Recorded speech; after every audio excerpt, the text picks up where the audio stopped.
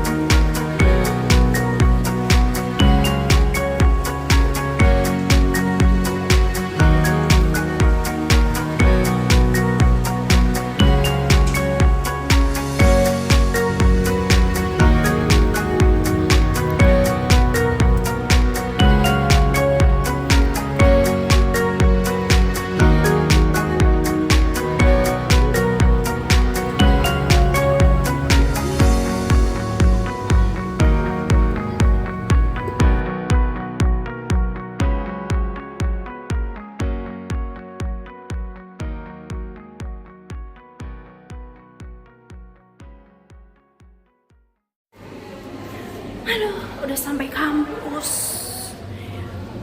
Aku akan belajar kelompok sama teman-teman.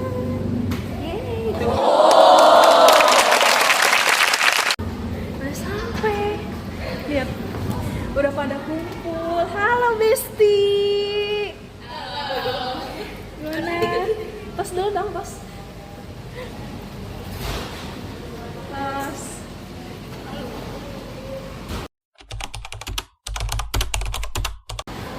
Besti, hari ini kita bakal ngelakuin hal yang sangat epic. Kita bakal belajar gimana cara bikin keputusan yang benar-benar meaningful. Sesuai topik kita hari ini, judulnya apa ya? Kita topik hari ini yaitu craft the decision, objective, and value measure. Aku nggak tahu ya, ini topik penting banget sih, tapi jujur pas baca pertama kali tuh aku bingung. Ini tuh semacam bikin keputusan, tapi ada tahapannya dan harus mikirin tujuan-tujuan dulunya gitu. Betul Tan, inti utamanya itu sebelum kita mikir mau pilih alternatif mana, kita harus ngerti dulu tujuannya apa, siapa aja yang punya tujuan, dan gimana cara hukumnya. Ya kalau enggak, ya keputusan kita bisa ngaco. Ya iyalah, ngapain lo buat tetap minta atau B kalau lo aja gak ngerti apa yang mau dicapai. Saya hidupku selalu berlari tapi nggak tahu arah tujuannya kemana. Perfect, Okta. Kamu adalah contoh nyata dari orang-orang yang belum nemuin decision objektifnya. Tapi bener sih, dari pembukaannya aja buku ini tuh langsung bilang bahwa kebanyakan orang bikin alternatif dulu baru nyari tujuannya. Padahal harusnya dibalik, tujuan dulu baru alternatif. Iya, bahkan ada quotes dari Peter Drucker mengatakan manajemen by objective work if you know the objective. Tapi kenyataannya 90% orang tuh nggak tahu objektif mereka sendiri. Dan kebanyakan malah sibuk cari solusi padahal belum jelas masalahnya apa. Ini yang bikin keputusan jadi ngaco banget. Mungkin karena manusia terlalu sibuk berlari dari kenyataan hingga lupa tujuan awalnya.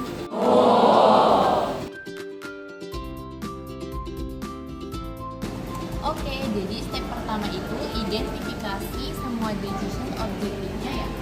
Yes, dan itu bukan cuma dari satu orang doang, tapi harus mencakup semua stakeholder. Karena dalam keputusan yang kompleks, satu orang aja nggak bakal cukup buat ngasih semua perspektif.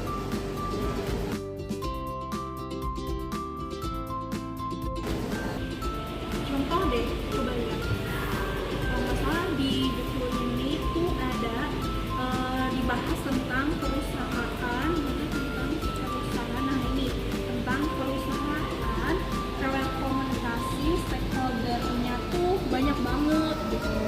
Lalu ada shareholder, direksi, karyawan, pelanggan, produsen, handphone, lalu ada bahkan masyarakat sekitar gitu, banyak banget.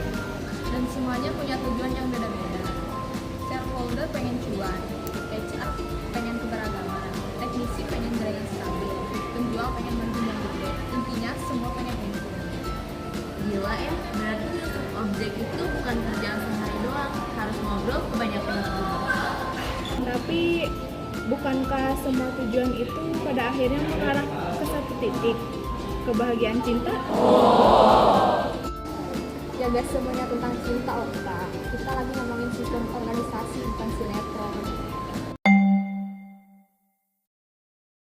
Dan ya benar, tapi emang identifikasi tujuan itu susah banget. Bahkan ada riset dari Kenny menyatakan orang sering lupa setengah dari objektif yang sebenarnya penting buat mereka. Makanya itu penting banget. Nah, mereka juga ngasih solusi buat setiap kategori pertanyaan buat bantu nyari objektifnya.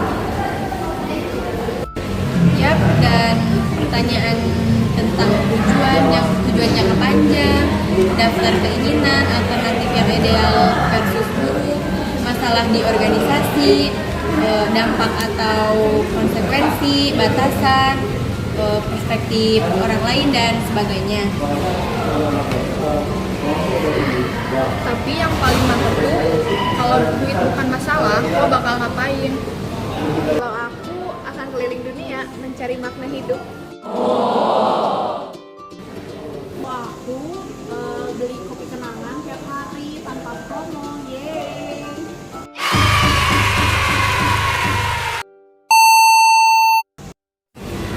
Nah, setelah dapat pertanyaan-pertanyaan itu, kita bisa gali jawabannya pakai 4CP ya. Yang pertama itu riset, wawancara, fokus grup, sama survei. Iya betul banget. Riset itu dasar. Terus wawancara itu cocok buat senior decision maker. Fokus itu buat stakeholder. Survei buat stakeholder jarak jauh atau public relation. Tapi ya survei itu jarang dipakai buat cari objektif. Biasanya buat konfirmasi doang. Fokus utamanya untuk di wawancara dan survei. Oke, jadi setelah dapat list objeknya, kita bisa bikin value measure-nya ya. Itu buat mengukur seberapa baik sebuah alternatif memenuhi tujuan itu. Benar, ada dua aspek penting dalam value measure dalam value measure-nya. Itu buat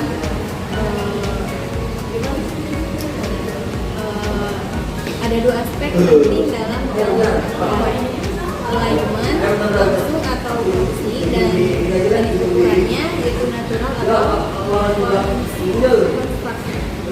Jadi kayak gini nih, contohnya kalau kamu menilai sebuah restoran, kamu bisa memakai harga sebagai jenis ukuran natural atau kenyamanan yang dinilai dari skala 1 sampai 5 yang sebagai jenis ukurannya yaitu constructed.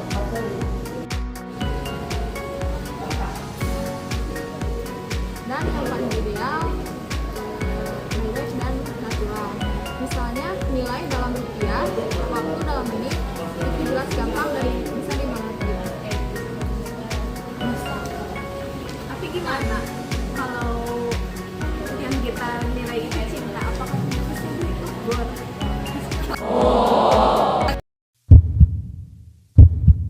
kalau sering HP ya udah berarti minus 5. Lanjut ya, terus kalau objektifnya itu banyak, kita bisa simpulkan.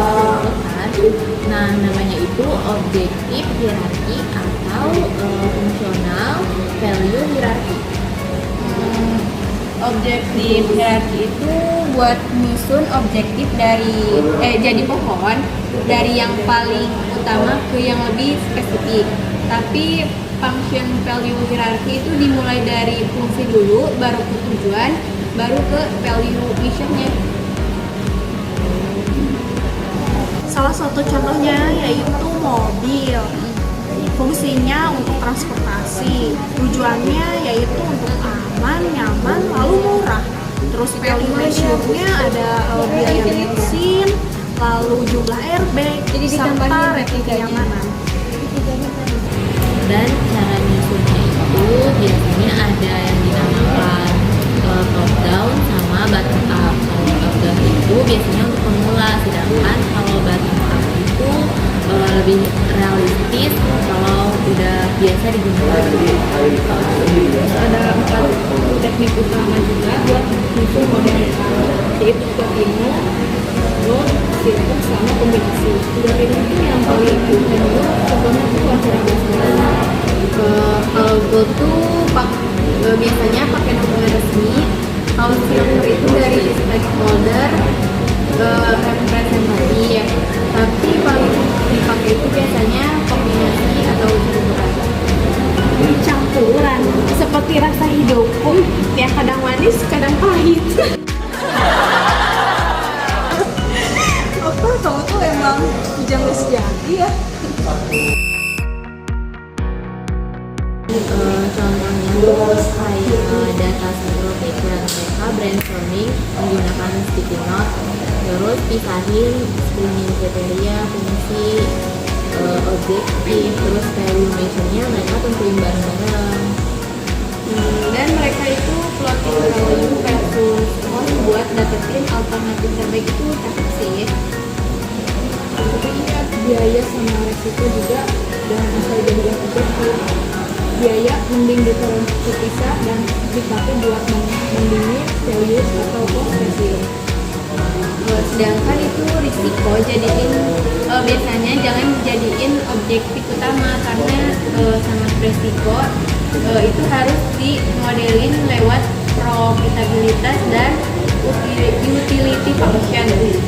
Nggak bisa cuman bilang minimalkan risiko doang. Oh gitu, berarti semua keputusanku harus punya dasar nilai yang jelas, ukuran yang terukur, serta struktur yang masuk akal ya. Aku jadi mikir ini tuh jadi bisa digunain buat kehidupan sehari-hari ya. Contohnya kayak saat kita nyari jurusan kuliah ataupun saat kita nyari pekerjaan. semua data udah jelas, tapi tetap salah memilih. Ya itu salah aku, bukan salah model decision analysisnya.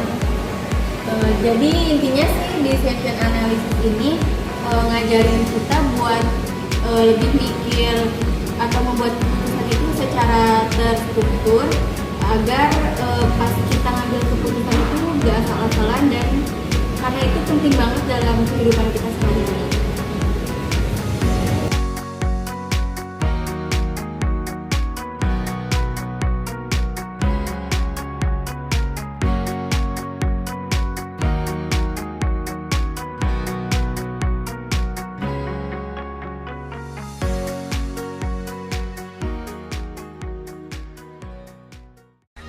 지가방 안엔 굳은 다시 믿어 backpacker 우리는 backpackers yeah we the backpacker 내가 묻은 신발이 바래져도 backpacker 우리는 backpackers 출발은 언제나 겁없이 시작부터 맨발 내 눈에 싹 다 basic